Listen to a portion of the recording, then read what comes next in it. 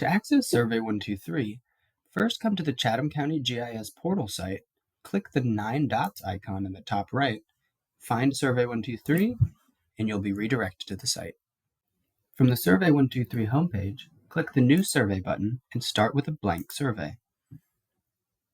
When your new survey page opens, it's best practice to go ahead and edit the name of your survey to make it something a little more intuitive. You can also add tags and a summary to provide a little extra information. We'll click OK. Once your new survey has been saved with its new name, you can begin building your survey. One of the first things I like to do is edit the appearance.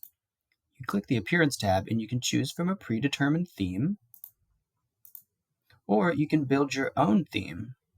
We'll go with this standard gray theme to start.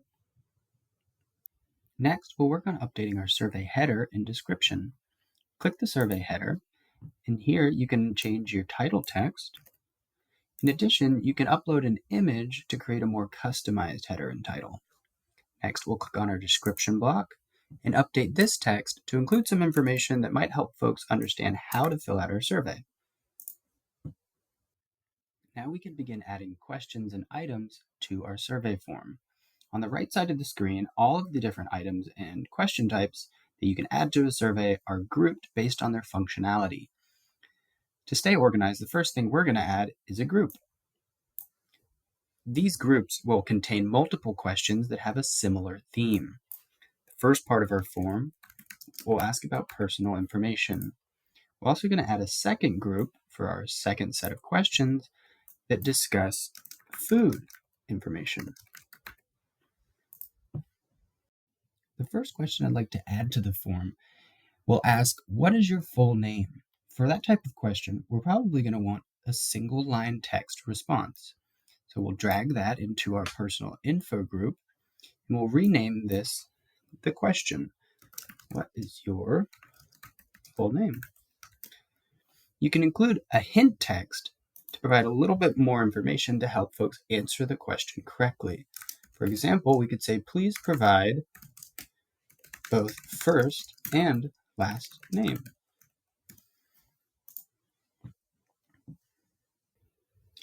For the second question, we're going to ask, what is your birth date? And as you might guess, the best type for that is the date type question. You can drag that over, and if you realize that your question appeared in the wrong order, you can always drag and reposition, delete, or duplicate questions. We'll add our date back in, and for this question, we'll label it, what is your birth date?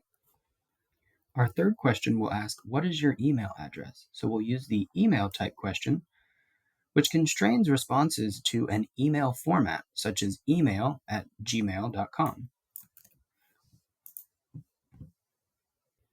The fourth question we'll be asking surveyors is, where do you live?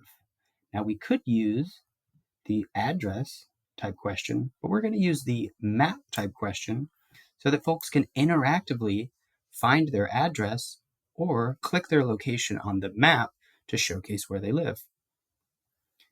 We'll name this question, where do you live? Now that several questions have been added to our survey, it's best practice to save. I'd recommend saving regularly, perhaps every 1 or 2 questions that are added to your survey. However, I would avoid publishing your survey until the very end. We'll talk more about this later because there are some limitations to editing a survey that's already been published. Now we're going to move on to our food info group questions. We're going to add 3 related questions to this section. The first will be a single select question, which asks, is pizza your favorite food? And we'd like folks to respond with either yes or no. So we can modify the text of those choices here, and we can remove our third choice using this little minus button. We're now going to go ahead and add our next 2 questions.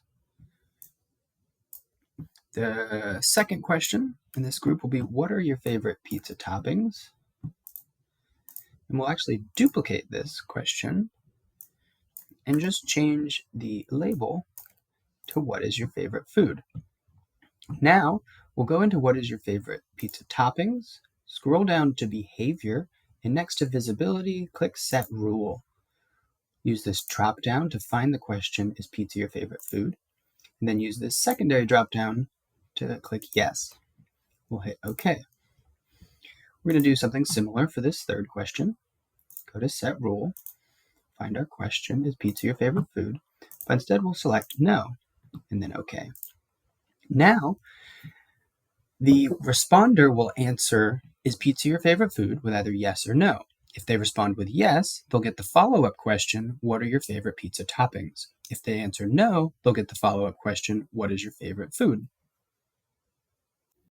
The final question we're going to add to our form is going to actually be hidden to the person submitting the form, but will be editable later by the staff member that's reviewing these submitted responses. So we're going to add a drop-down style question. We're going to call it status. And we're going to add a first choice for reviewed and a second choice for recorded. The idea behind this is that, and now we're going to actually turn the visibility off on this question.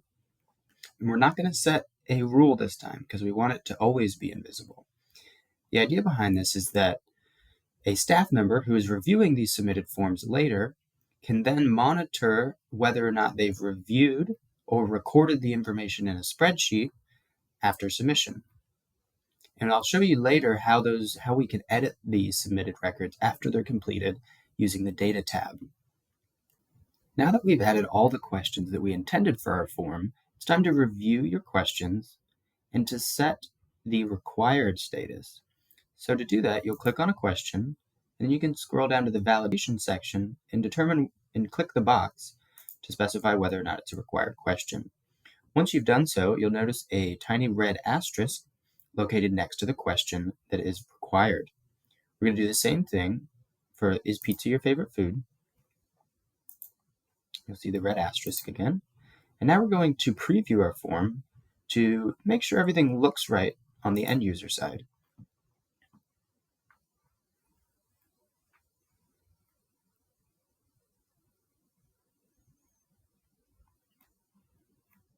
All right, our personal info questions look correct. And our food info, you're only seeing, is pizza your favorite food? But remember, that's how we set it up, because once you answer this question, it determines which question is shown below. And our hidden question is hidden as we wanted. Now that we've completed our form, reviewed it, and previewed it, we're ready to publish. So we'll save, and then click the Publish button, where you can optionally modify the schema, which allows you to change the field names that will hold the information submitted by each question. For example, we can change the field name for what is your full name to just full name. We'll then go ahead and click Publish. Now our form has been successfully submitted, but let's say you wanted to go back and edit some of the questions that you made after you published. For most questions, that won't be a problem. You can click on the question and change the label, change the validation, change the visibility behavior, things like that. But for other questions, like choice type questions, the choice options are locked into the schema when you publish. So we can't edit these choices. Instead, what you need to do is remove the two choices and then add back new ones.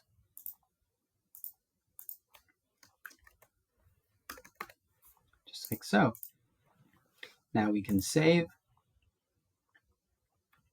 and republish our changes. We're ready to share our form. So now we can come up to the Collaborate tab, and we'll scroll down and first choose who can submit the survey. For 99% of cases, it's going to be everyone. So we'll click that box. And up here is where you can easily copy and paste your link or generate a QR code. Last thing we'll do is click Save to save our changes. Now that our form was shared publicly, a couple folks have had a chance to fill it out. So to review submitted records, we'll go up to the Data tab. And in this window, at the top, you'll see a map which has points located where at the addresses specified by those who submitted records. And then the bottom section is tabular and has a record for each submitted record. If you click on one, it opens an interactive window where you can see the responses that were made. You can choose to edit this record if you needed to make some minor corrections. And as for our hidden field, it's located in the tabular section towards the end, and you can double click to change the status. Finally, you can use the export button at the top to easily export all your records to a CSV, Excel, a shapefile, or whatever you need. When a Survey123 form is published, it generates a series of data elements related to that form. For example, we can access the results as a feature layer and then showcase those results on a map. The map will then have point locations based on the location specified by the submitted question, and these points will hold on to the information submitted by that person.